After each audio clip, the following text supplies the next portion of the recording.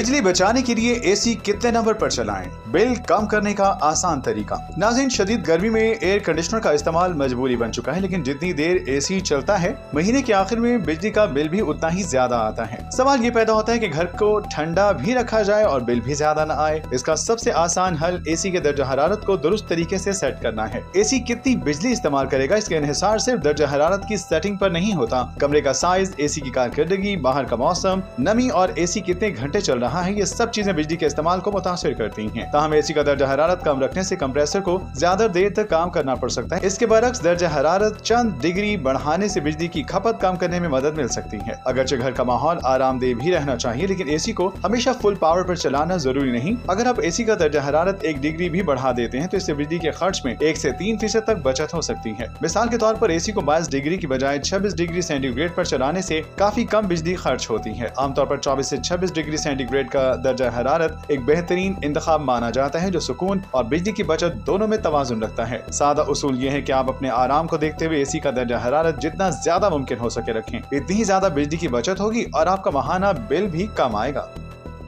मुल्की न्यूज़ की वीडियोस देखने के लिए हमारा चैनल सब्सक्राइब करें, बेल आइकन पर क्लिक करें ताकि आप हमारी आने वाली हर वीडियो से बाखबर रह सकें।